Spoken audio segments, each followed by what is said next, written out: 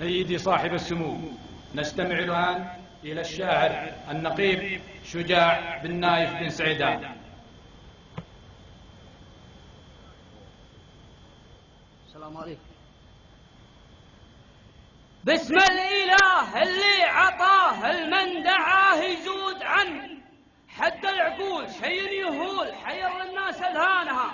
قالوا تعال جالك مجال قل ما يقال، قلت لهم ان حظي سعيد ذا اليوم عيد، نفسي ريح ميزانها يوم انجمع ذا المجتمع واللي يستمع انس وجن. يلا يا رب لب الطلب رحمة تفتح بيبانها، نحن لواء ترك اللواء اللي استوى فوق المزن، يلي عنيت اهنا وجيت عان النتيجة عانها. جهد وكفاح بلا ارتياح عزم ونجاح مثل الحصن لكم عداء، واهل الردى يلعن ابو شيطانها. اللي رأس هي لو جلس رئيس حرس ابن عبد العزيز وانجز تجيز اسمن بخر اعلانها. يا ابن المليك اللي يديك تعد شيك اغلى ثمن لله ترى ما قد شرى الا بغال اثمانها. رئاستك وقيادتك من قادتك كن مطمئن انك لها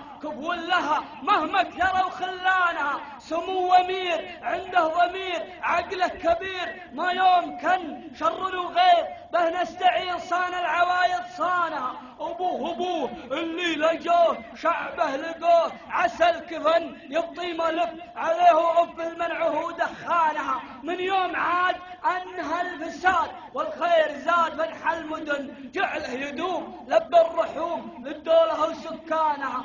اللي الفخر بالمختصر لو البشر قالوا تمن قلت امتناي هذا وهواي صدقان مع صدقانها. اهلا هلا والفن غلا ققروا ولا سر وعلن ما خيلت ثم امطرت ثم سيلت وديانها. يا مرحبا بعطر النبا اللي ربا وهو متزن بها الشيم بها القيم يذبح للضيف اسمانها. نتعب هنا جانا الهنا من اهلنا وقت وزمن عنا الاغراب جانا اكتئاب اج القلوب احزانها.